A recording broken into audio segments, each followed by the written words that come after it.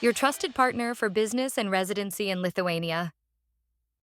Welcome back to Global Pathways. I'm Linah, and today we are breaking down one of the most common and most misunderstood questions among investors looking at Europe. Should you choose Latvia or Lithuania for residency by investment? Both countries are members of the European Union. Both are part of the Schengen area. But the investment logic, structure, and expectations behind residency are very different. To walk us through this properly, I am joined by Tom from Pathways.lt, a team that works directly with entrepreneurs on residency by investment, company setup, staff hiring, compliance, and full relocation support in Lithuania. Tom, welcome. Thanks, Linah.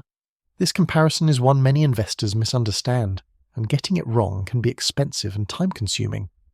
Before we compare the two countries, let's clarify something important. Residency by investment does not mean paying money and automatically receiving a visa. It means making a qualifying investment, meeting specific legal and economic conditions, and demonstrating long-term credibility and intent. Each country defines this very differently. Let's start with Latvia.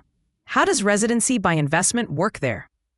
Latvia operates what many people would recognize as a classic golden visa-style program, but with a key limitation that often gets overlooked.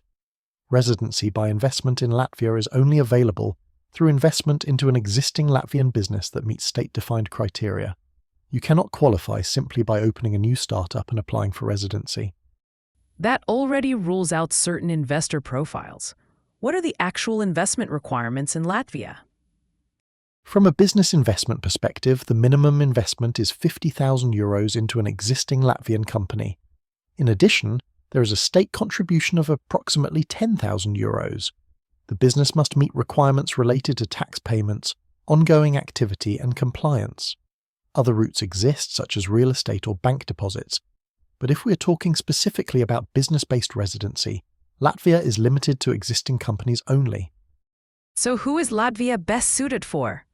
Latvia works well for investors who prefer a more passive structure. If someone is comfortable placing capital into an existing business, does not want to build a company from scratch, and values minimal operational involvement, Latvia can make sense. It is not designed for entrepreneurs who want to actively build or scale a startup. Let's move on to Lithuania, which is often misunderstood in the opposite direction.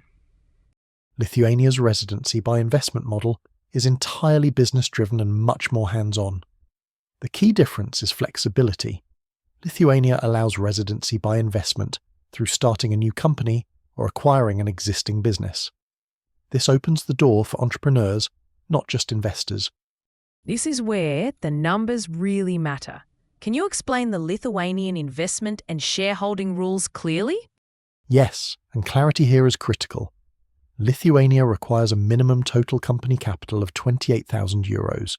Each investor must hold at least 33% of the company. That means a maximum of 3 investors per company. If there are 2 investors, each must invest at least €14,000. If there is 1 investor, the full €28,000 must be invested.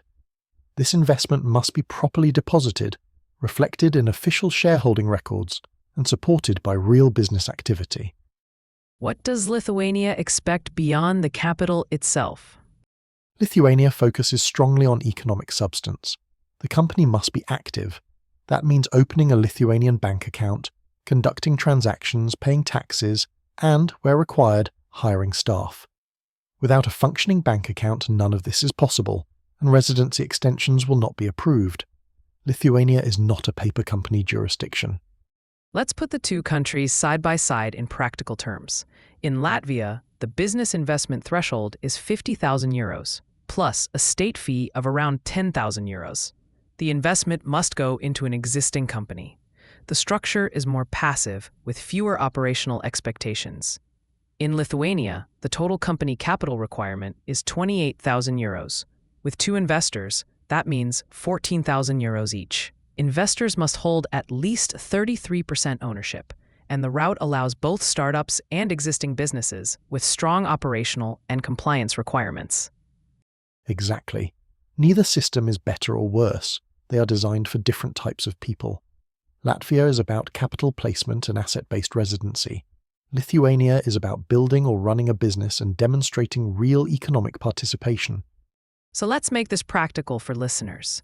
Choose Latvia if you want a passive residency by investment. Prefer investing into an existing structure. Do not want to manage a business daily, and value flexibility with minimal operational involvement. Choose Lithuania if you are an entrepreneur, want to start or buy a business, are comfortable holding at least 33% ownership, and are focused on long-term business presence in the European Union. That is exactly the distinction. Residency by investment is not just about budget, it is about intent, structure, and whether the program matches your real-life business goals. Tom, thank you for breaking this down so clearly.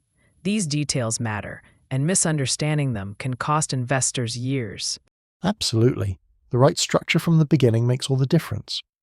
And to our listeners, if you are considering residency by investment in Europe, make sure you choose a program that fits not just your capital, but your business reality and long-term plans.